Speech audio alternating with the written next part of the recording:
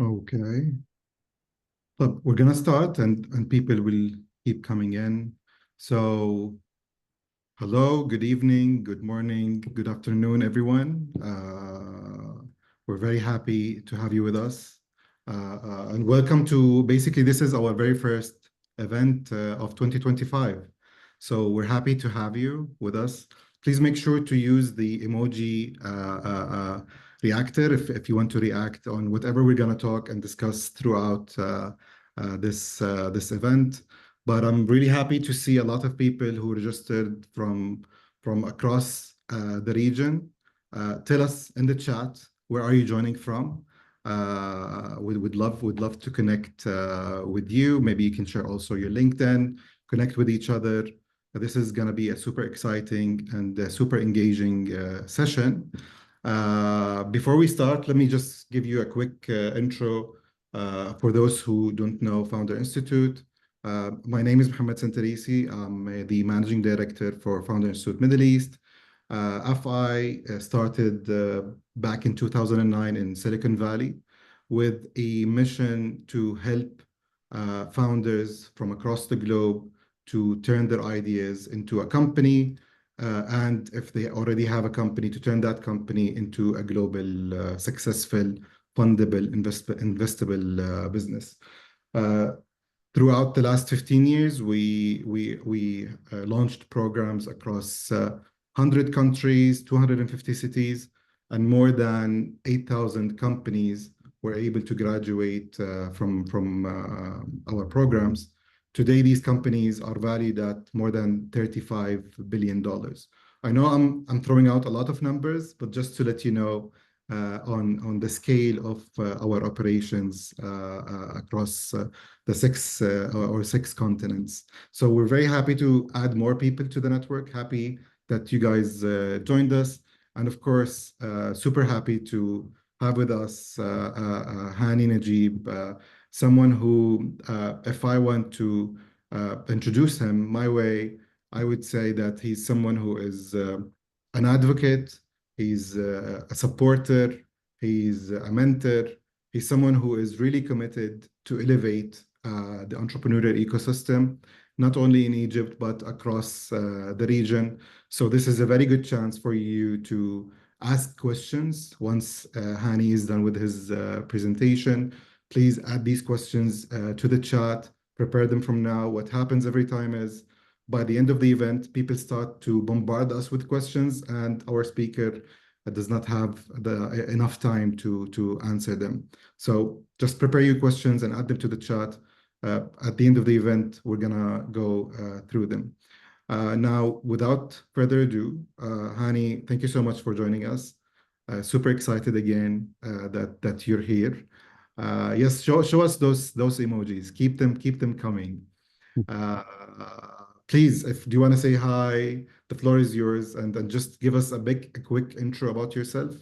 Before we delve into the topic of tonight's event, just take us back 2 decades, right? Tell us why you started with this. Just take us back a little Yeah, bit of history, and then please take it away. yeah. Hello, Mohammed. Thank you very much for this wonderful introduction. I'm really happy to be with you guys today. Well, you're taking me back to the very long journey. It's been, I think, since 2012 that I've started helping entrepreneurs in Cairo. And I just had finished my MBA at Bocconi in Milano in 2010. I went back to work with a promotion to a vice president level, and everything was set. But shortly after, the Arab Spring broke, and it started, and everything changed.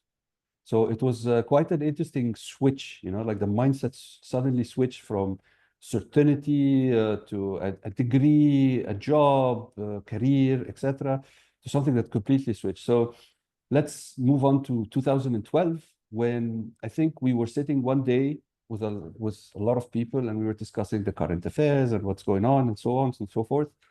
And then I saw a colleague of mine, a friend of mine, sitting and looking. Says, "What's wrong with you?" He said, "I'm facing some challenges with my business because of the changes in the environment around it. The business environment is really uncertain. So that day we started talking about the business model environment, how can you adapt to it and all that. And I was recalling all my studies from the MBA and the recently published book, Business Model Generation by Alex Osterwalder and Yves Peigneur in 2010. So I just had finished reading it, and I started talking with him about this, and he somehow felt empowered, it's like, oh, okay, this changed the perspective, And so somehow the next few months, it started to roll on, more people having trouble with their startups, or sorry, with their businesses, and just coming over and says, Hani, how can we adapt to the environment, to the changes? What can we do with uncertainty?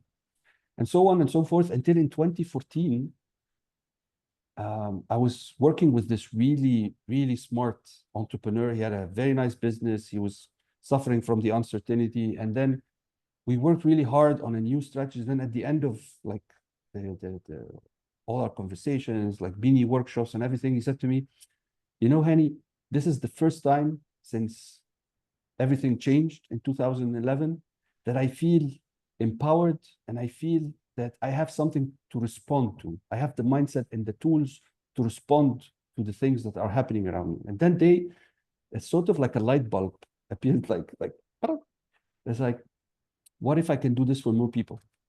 What if what can I do about this? And so the next day I went to work, resigned, and started this journey of exploration, exploring what can we do to empower people with the right mindset and the right tools to make the difference, to make them feel empowered, and that's it. That's how it started.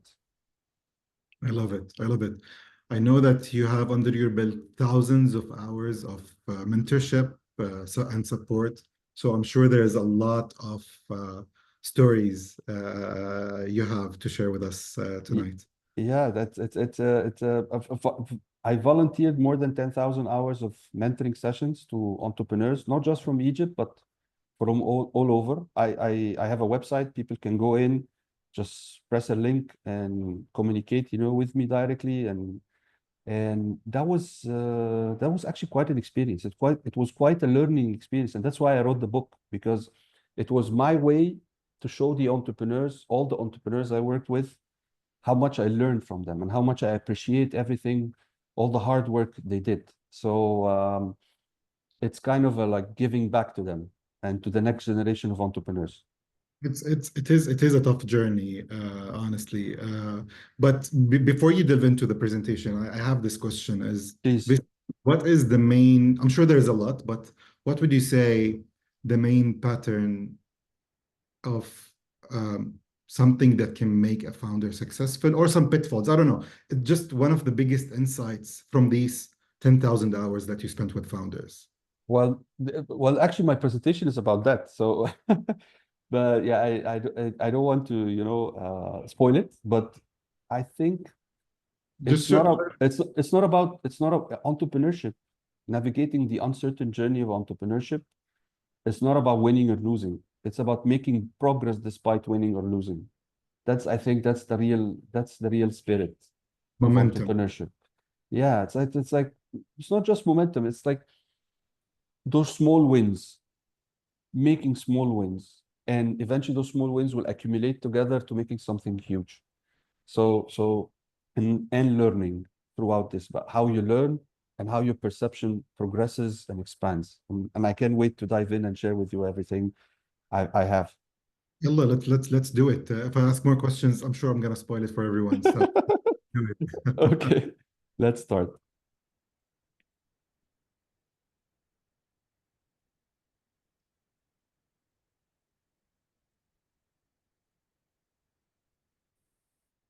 So, braided journey of entrepreneurship. So, hello, my name is Hani Naguib. I'm an author, speaker, and mentor for many entrepreneurs.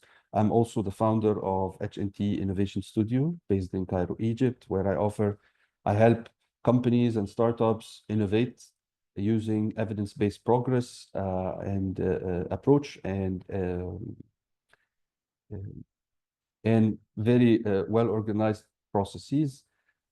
This journey of writing the book started with one question in late 2020. What did you learn from almost a decade of work with entrepreneurs? This was a big question for me. It's like, you say that you spent a lot of hours mentoring entrepreneurs and all that, but what did you learn? You cannot spend all these hours and just come out empty-handed. So I decided to go back to my data.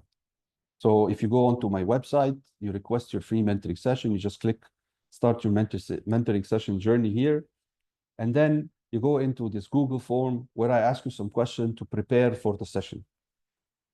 And I like to highlight a couple of things from the session from the Google form. So people basically look at this model that I've been working on. Later on, it was developed even further, as you will see it in the book. So where are you now? Are you in problem solution fit execution, product market fit deployment? So this is how I was trying to figure out where do the entrepreneurs who are seeking the mentoring were on their journey. And also at the end, I always ask them, why are you here? Choose something that best fits, why you think you are here for mentoring. What do you need? So, and I had over 200 requests for mentoring. So I had a lot of data to look in and a lot of pattern emerged when working with that. So the first thing that I found was that 40% of the entrepreneur requesting the mentoring session thought that their startup were at the product market fit phase. But when I met them and started working with them, I discovered that they were not at the product market fit phase, but rather problem solution fit finding. So they were still in problem solution fit, but they didn't know the difference. They were just fixated on finding the product market fit because investors were always asking, did you find the product market fit? If you didn't, then go find it and come back to me. So for some reason, when investors keep asking about product market fit, entrepreneurs skip on their work for the problem solution fit. The second very interesting statistic was that 20% of the entrepreneur requesting the mentoring session identified that they had a working product prototype, but didn't know what to do next. And that's also quite interesting because when I looked deeply and started talking with them, I discovered that they finished what they thought was the perfect prototype without actual interaction with potential customers. They were just blindly moving forward. And that was really interesting. They cared more about the product than actually what would the product do and what kind of value it embodies with this technology. Then 25% of entrepreneurs were just seeking idea confirmation. They just came to me because, okay, you're a well-known mentor. People say good stuff about you. Tell me, what do you think about my idea? Is it a good idea? So basically, they were primarily looking for a validated response to the criticism. Some of them actually came to me, I was criticized by this investor saying that I'm not good enough. Do you think this idea is not good enough? And that was actually quite interesting because it was never about my opinion, nor the opinion of the investor. It was always about the opinion, would the customer buy it? Did you talk to your customer? So go back, talk to your customer, I'll help you with that. Finally, 45% of the entrepreneurs requesting a mentoring session indicated that they have reached the problem solution fit phase and that customers didn't appreciate the value they were offering despite that. So this was a very interesting contradiction. So it's like they shared a lot about their solutions, but when asked about the problem, they had very few words to describe it. It's like they were so in love with what they were offering that they were really pissed off at their customer that they didn't appreciate what they were offering. It's amazing. It's mind-blowing. And 27% of entrepreneurs were female founders and seeking to grow their business, which was, I love that statistic, love to add it to the book. So let's look at the insights now. All the founders were using lean startup vocabulary, but not really the approach. So the mindset was not being applied in real life. It's just the vocabulary, the PMF, problem solution fit, product market fit, all these big words, just basically to win arguments or to assert their progress or their achievements, but really not the mindset. The second thing that I always draw this graph to entrepreneurs, because on your journey, you need to have flexibility versus spending. You need to always have the flexibility to make changes and updates with the minimum spending as possible, especially at the first part when you are discovering what you're doing, when you're still discovering if your idea is valid or not. So many of the entrepreneurs actually were going from idea to launch as quickly as possible with fast product development and an extensive business plan. And when I looked at that, it's like, okay, you're fixated on offering something not for your customer, but for the investor to appreciate and like. So you're looking for funding, not for sales. And I called this in my book, the rush decline toward launching a startup, because you're basically killing any flexibility and maximizing your spending as quickly as possible. You're rushing, and this will guarantee that you will run out of funds quickly, run out of steam quickly, and eventually have something that nobody will want because it's done in vacuum. Then after that, so after that, I'd like to talk about also something else using another insight from that. This rush decline towards launching a startup had a psychological component, often dominating the business. So this event here, or this attitude of really running toward launching and getting the investor to say, yes, we will give you a funding, was not 100% about the startup, was not 100% about the business. There was a psychological component here in effect. So the uncertain journey of entrepreneurship was not just about the business. I reached the conclusion that it's basically about the mindset, and the startup journeys are braided together. They impact and influence each other, creating what I like to call the braided journey. So there is, when you consciously decide as a founder to start a startup journey, you're actually subconsciously embarking on a mindset journey. And both of them are so intertwined with each other that the people don't often mistake them as one and the same thing. But what if we can distinguish these two journeys and show that they both have a very distinctive, how do you call it, a distinctive system of progress, that if you are conscious to it as an entrepreneur, you can know where you are, you can evaluate yourself, and you can understand a lot of your decision making. So let's look at the mindset journey. In this section, I'm only going to talk about how the mindset journey progress. So from working with entrepreneurs, I noticed that first, they start from perception. Our perception is how we define the world around us.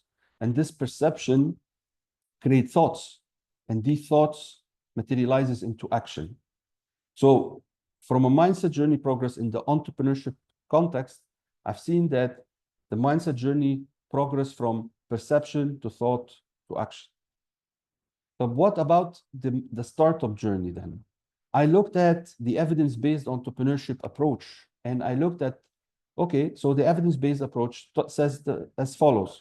We go from assumptions to experimentations, and from experimentations, we reach insights that helps us make progress. And this is what Lean Startup is talking about, all the work from the Strategizer guys is talking about. But I always felt that something is missing here, because so I put the two systems of progress next to each other, and I started to think, okay, what can be the relationship between both? Is there a relationship between both? And then I reached this, this conclusion that we go from perception, we get this idea about what if I do a business, so and so, and I started getting a lot of thoughts. I think that this idea can work. So what if I can do this and this and this and this? So on the mindset level, all these thoughts translates as assumptions on the startup journey level. And eventually we reach a point that on the mindset level, we want to start to take action. So we start experimenting. And one of the simplest form of experimentation that I often observe is that people don't really experiment. They just go to someone that they know who's well-versed in the world of entrepreneurship and ask them for, okay, is my idea good enough or not? So eventually to reach insights. And from the insights, that's bad. What's really important, and that I don't see often, is that it's supposed to be like a trigger to offer perception and upgrade of the world around you. So if you look at this cycle, this is how most entrepreneurs actually function.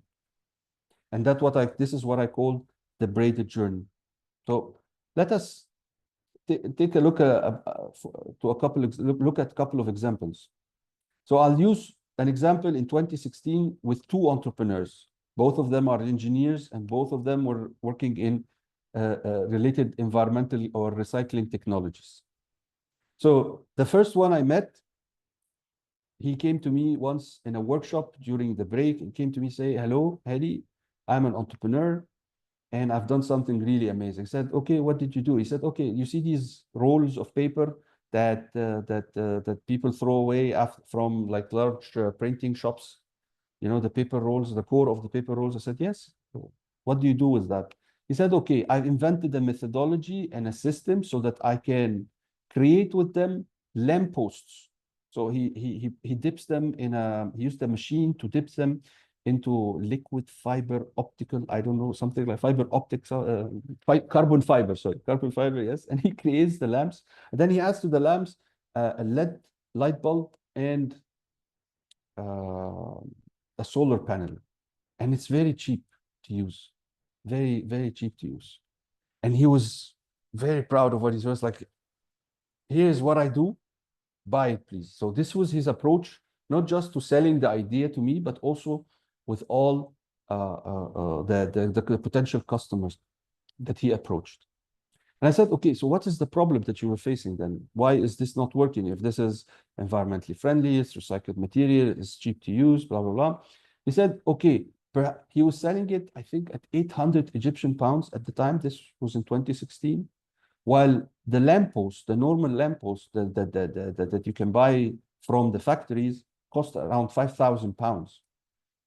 So many of the consultants or the contractors felt that, okay, something is bad here. We don't feel that this is something that we should invest in or use. So every time, despite he made some sales out of it, every time he tries to sell it, he gets the same response. So no sales. Eventually, he was running out of money and almost bankrupt. So here's what happened. I tried to talk to him. Let's think about what if. Maybe we can change the business model. Maybe we can revise the value proposition. But he was very resistant. All what he was fixated on was two things. How can I sell more? And how can I optimize my manufacturing process? That's it.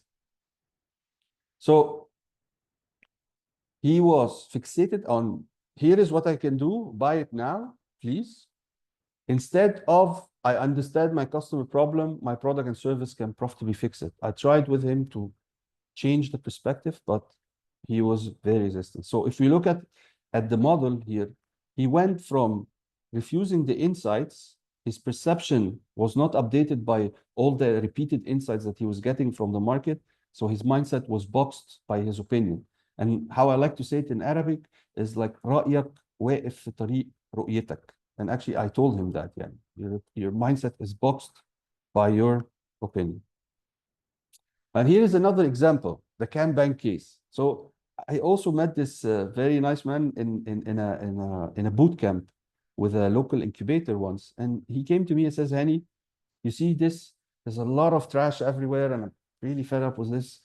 And I would like to absolutely destroy this, completely change this.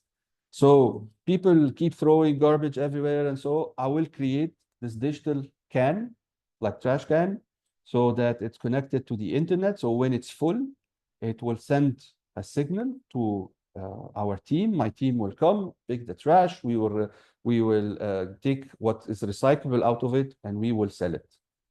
So, and he was very proud, he was like almost saying like, "My tech will save the world." He was a very, very fine young man, very bright young man.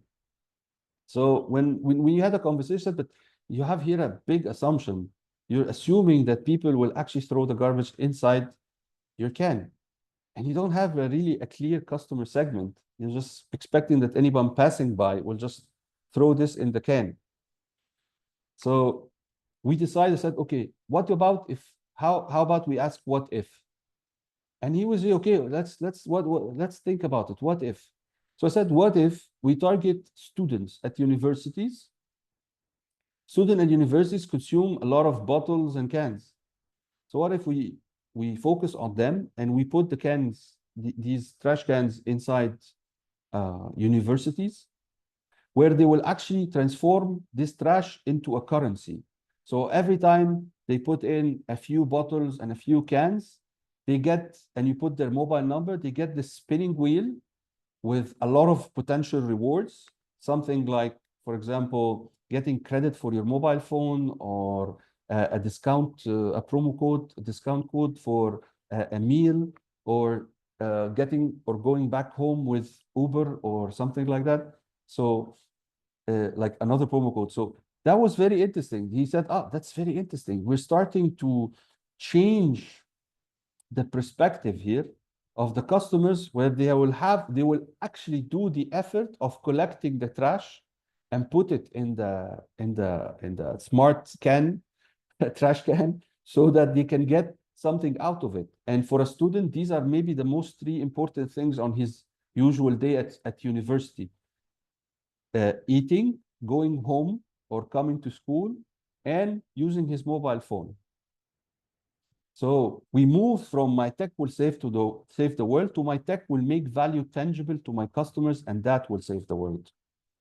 So here, this perspective change was quite interesting, because when we looked at it, he went from what he thinks he knows to what is actual and factual, and use these insights to upgrade his perception with new insights, and his mindset developed a new world perception, creating new thoughts and better actions. And that reflected greatly on the startup journey itself.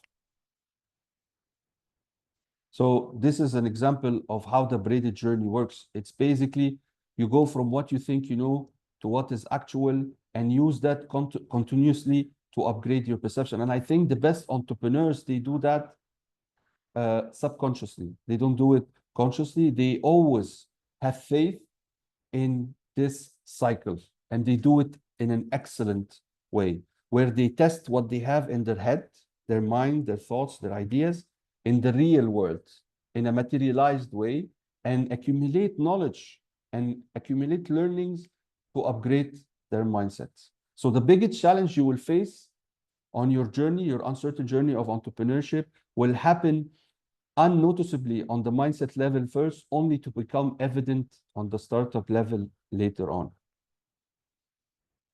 So we have to start with our perception. How can we do that? So let me give you some practical examples here. Do you see this picture?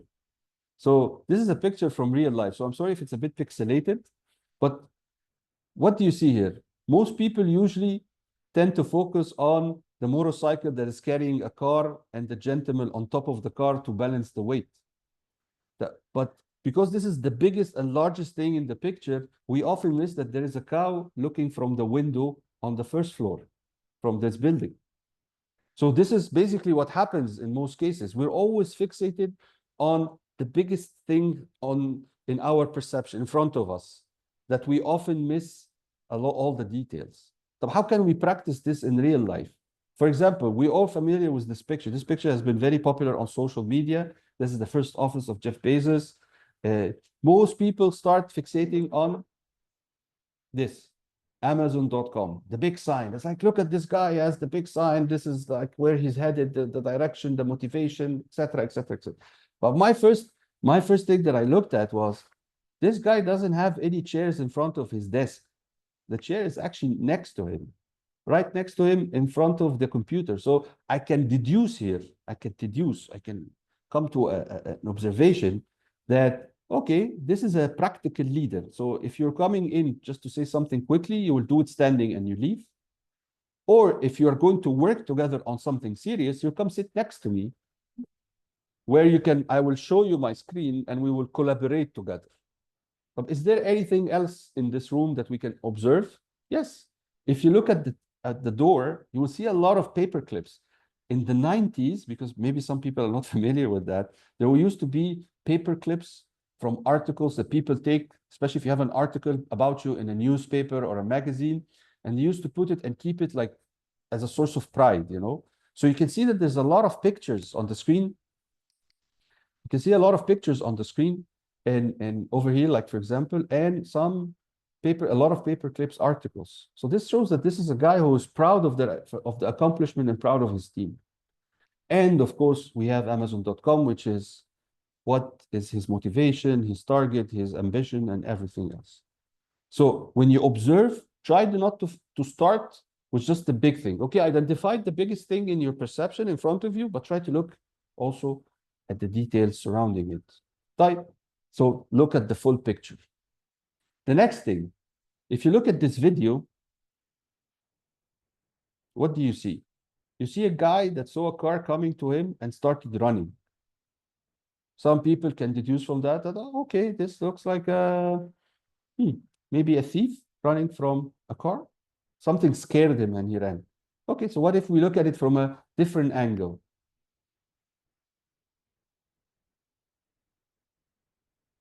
Oh, okay, this seems like perhaps the second deduction was better than the first, is that he was not scared, he was actually running towards someone because maybe he's a thief. How about if you look at it from a third angle?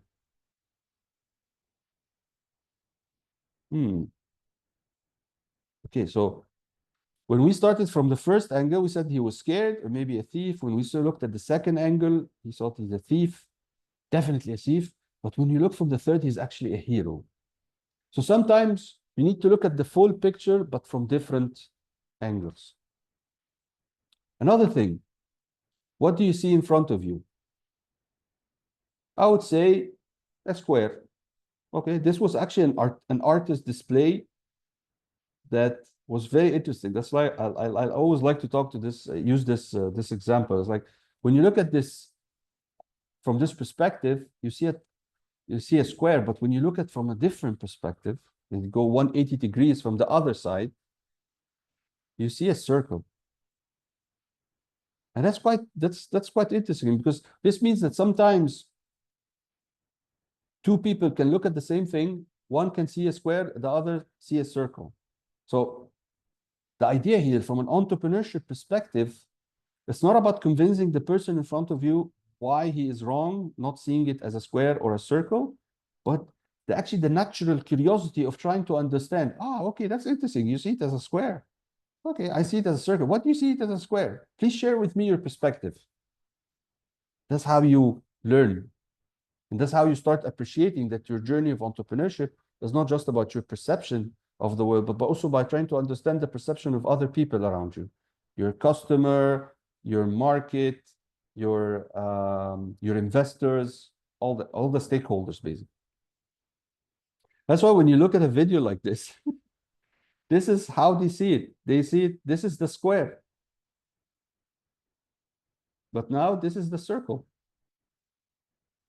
So although it's a really funny video, but it's not about a comparison here. It's about understanding what's the motivation for the first crew, the guys trying to put the pizza boxes in this way, and what's the motivation of the second team of why they did this. So one was seeking playfulness, the other was seeking efficiency, but they both accomplished it in different time spans, but they both accomplished the task. So seek to appreciate perspectives around you. Okay, let's have a quick exercise. What do you mostly people say? I would like you to go on the chat and start writing. I want you to describe what Mr. Bean is actually doing. We'll take a second, just a second. Just write simple words. Describe what Mr. Bean is doing.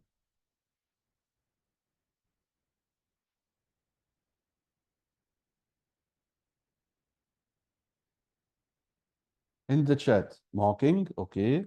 Someone wrote mocking, fine. That's it? He's mocking?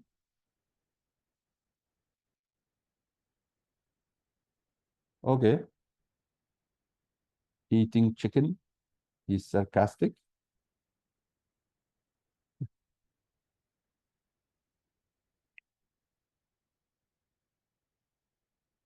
Okay, so we can say Mr. Bean is in a hurry, really hungry, gluten, مفجوع شوية, a bit aggressive with the chicken. I heard all these in different workshops, but actually none of these are observations. These are all assumptions. This is our translation of what we see. From what we see here in front of us, all we can say that this person is eating fast. But why is he eating fast? There's no data in front of me to tell me why he's eating fast. So now what do I need to do? I need to put this into a context to understand why is he eating fast. And here is the context. So seek to appreciate perspective without biases. That's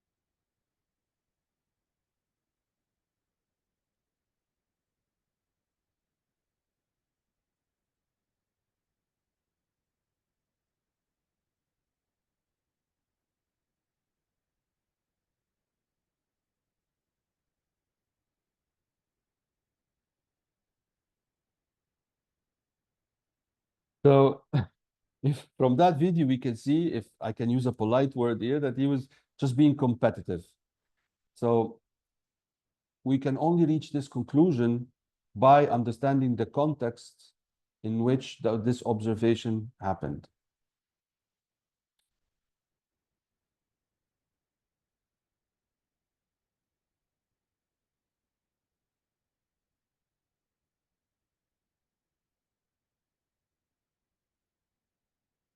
So context is very important. Although this is the same word said in many different ways, in many different contexts, it meant different things.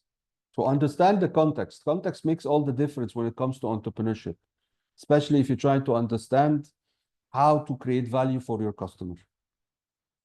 So work on your perception. Entrepreneurship, or the uncertain journey of entrepreneurship, starts from the perception on the mindset journey level, only to be reflected later on the startup. So your journey is not about winning or losing. It's about making progress despite winning or losing. Stay inspired and keep making progress. Thank you very much for your attention. I love it. Thank you so much, Hani. Before I jump into my questions, I'm gonna add the link here in the chat for your book in a bit. But just a very quick question that came to my mind, because in case Please. everyone prepare your questions, just add them here in the chat. We have about 10 minutes before we end this, before the event finishes. How would you advise someone? Let me give you like a scenario. Someone Please. who's 15 years working at a bank, went through the career ladder and very successful, very bright person, and they decided to basically resign and start their uh, most obvious, their fintech startup, right? Because Okay. 15 years of experience in a bank. How can someone with that level of experience, which I always advise, and I think it's super hard, but how would you basically what piece of advice would you give these people? How can these people unlearn, right? Because working Mm, in a corporate or in a bank or is totally different than building a startup, right? So okay. how can you leverage your extensive 15 years of experience, yet Hmm. at the same time see things from different perspectives or have a different perception? Unlearn, I call it, right?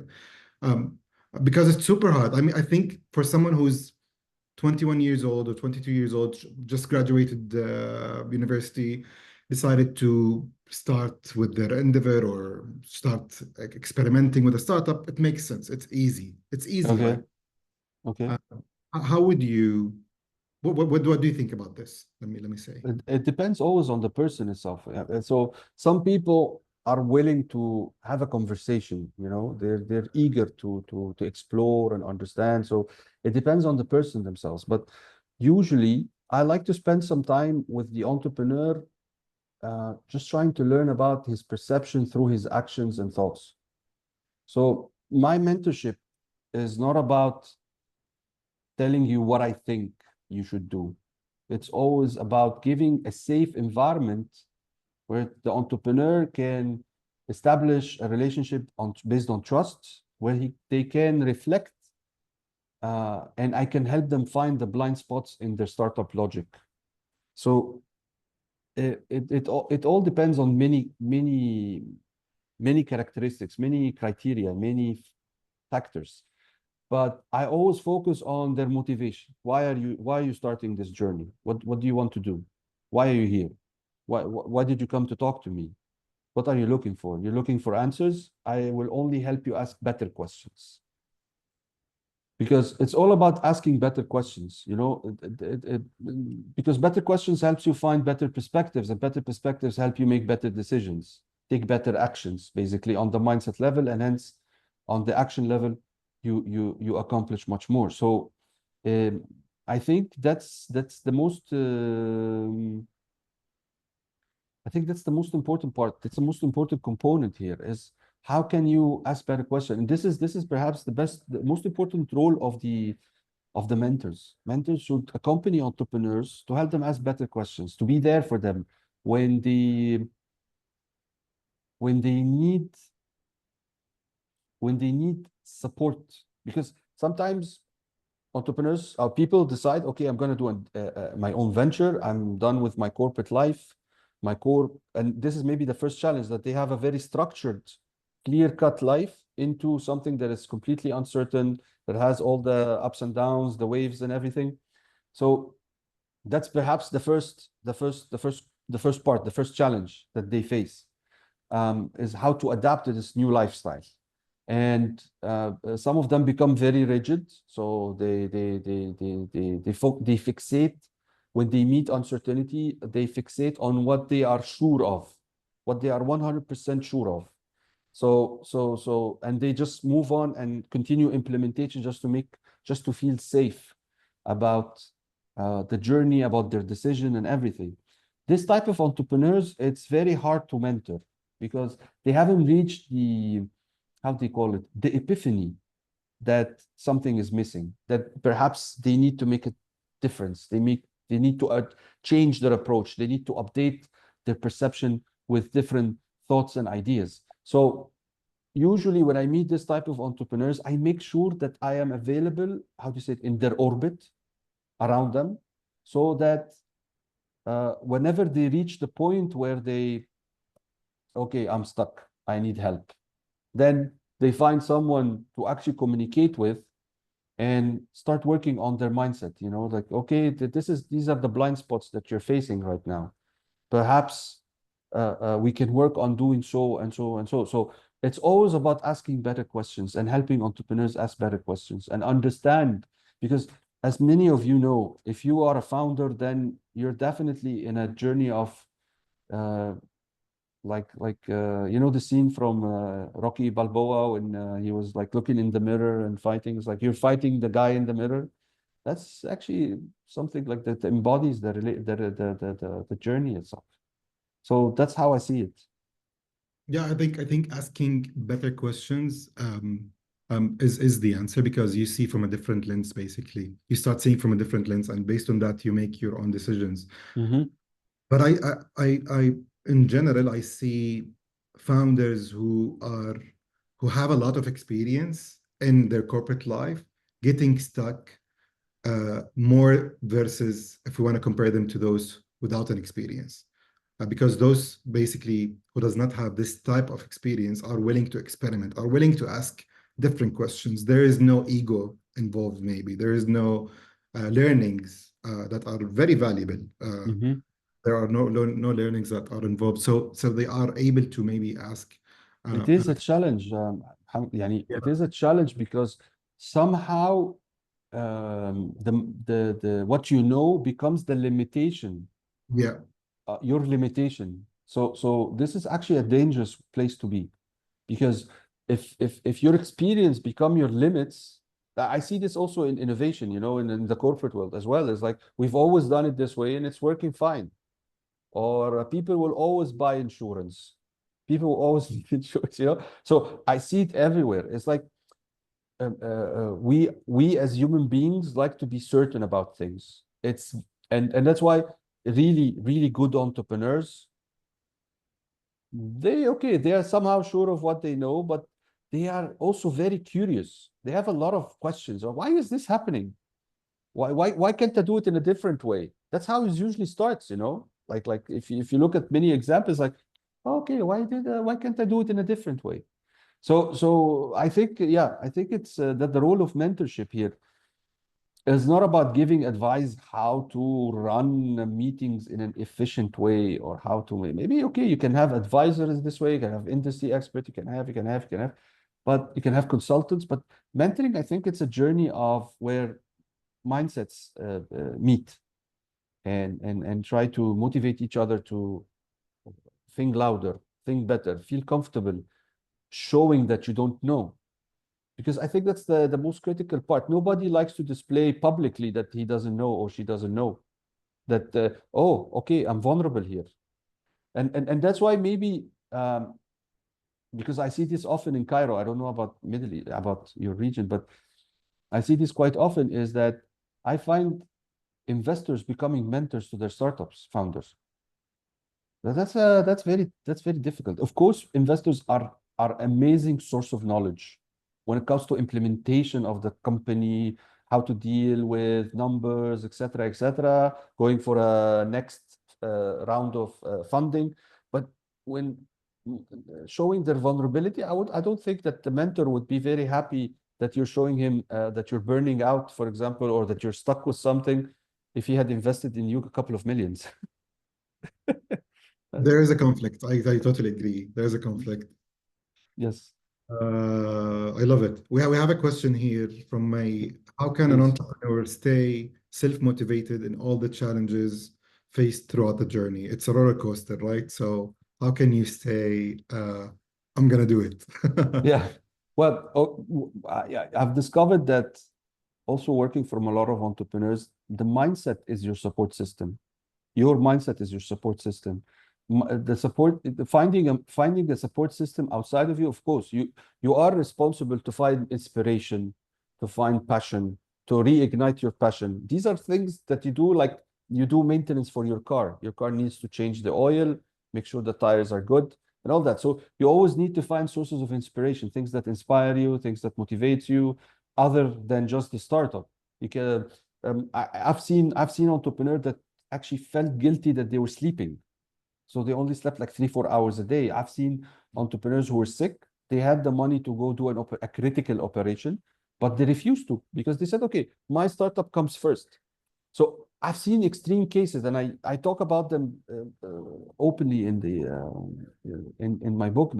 But the most interesting thing is that eventually those who start to reflect on why am I here? I always start with them with this question. If you're feeling that you're down, if you feel lost, if you feel unmotivated, ask yourself, why did I start this journey? Why did I come here? What motivated me in the start to put all that passion, curiosity, effort, thought, brain power, all that? What brought you here? And they usually, when they do this exercise, it's actually quite interesting, because they start remembering. Sometimes with all the chaos, the distraction, and the hard work, the sleepless nights, the stress, and all that, we forget why we started the journey. Sometimes just remembering why you started the journey makes all the difference. And it's actually inspiring to watch. I have to admit that. It's always inspiring to watch these entrepreneurs. I want to say that this has been the most interesting part of my journey. I mean, I as a mentor, uh, that's really inspiring. Totally agree. If I can add just one thing from at least Please. my perspective, is I think that every entrepreneur should also surround themselves with the right people, right? Whether it's a co-founder, a husband, a wife, friends, group of friends that are super close, like a safety net to Hmm. them go through this. Because sometimes you can see a very successful company and it fails because there are no synergy or harmony between the team, right? Or between the Hmm. founder. Hmm. So I think also this helps with the mindset, reminding me why I started the journey. My partner would definitely add value and keep reminding me of that. Any final questions, please add them to the chat. I'll jump to my last question. Uh, Please. what are some emerging trends that you see are coming in the entrepreneurship ecosystem, whether from a mindset perspective or something that you would advise people to look at for the next, I don't know, chapter in their life, or emerging trends in general, whatever you would like to add. Well, I think they always said that the most important thing in entrepreneur is resilience. I think the age of resilience is over. I think now we're talking in the age of the resourceful entrepreneur. I want entrepreneurs, if they are tired, to take a break. If they can't work, take a break. Go to sleep. Do something different. Don't work 24 hours a day. Don't burn out. Okay? You don't need to prove to anyone that you are resilient. But when you take a break, think about how can you solve your challenges innovatively, creatively. So it's about, I think the trending now is like investors should be looking for resourceful entrepreneurs, but entrepreneurs at the same time who understand the importance. I think it's a superpower when an entrepreneur knows how to, okay, this period of time, I need to calm down a bit, tone it down a little bit, because I know that in the next couple of months, it will be full power ahead. So this is like a superpower, when to, pump it to the maximum, like they say, or burn the candle at the two sides, but at the same time, when to unplug. Yeah, unplugging is super important actually. Yeah, yeah. And in the coming few years, there will be a lot of challenges. So entrepreneurs cannot keep doing this 24/7, but they need 100%. to be very resourceful to bypass all these challenges. So I, work on being resourceful. being resourceful, I think this is the best time to build a company because again, with AI, a lot of the things that takes the founder, let's say, a week or two to analyze a customer survey or work on customer success or whatever, there's a lot of cheap tools that can do this on your behalf. Yeah. Uh, and good founders actually utilize such resources uh, uh, to pull the plug a little bit and take a rest and let the machine do the work. Yeah, AI is a great co-pilot, I have to admit. It's definitely one of the sources or the resources that entrepreneurs can rely on to push forward, do more with less. It's 100%. yeah. Yeah, again, as a founder, you wear multiple hats, so there is a lot of manual work you do. With AI, you can automate a lot of these processes. Hani, I really enjoyed this. I hope everyone here also did enjoy the talk. Thank you again so much for joining us. This was amazing. I know that you can talk about the mindset for hours and hours, so maybe we do another session to delve more deeper into this. But again, thank you for joining us. This Thank was you, fun, guys. and we'll stay in touch. Thank you for having me. Thank you, and thank you everyone for joining us tonight. We'll see you soon. Ciao. Bye-bye. Bye.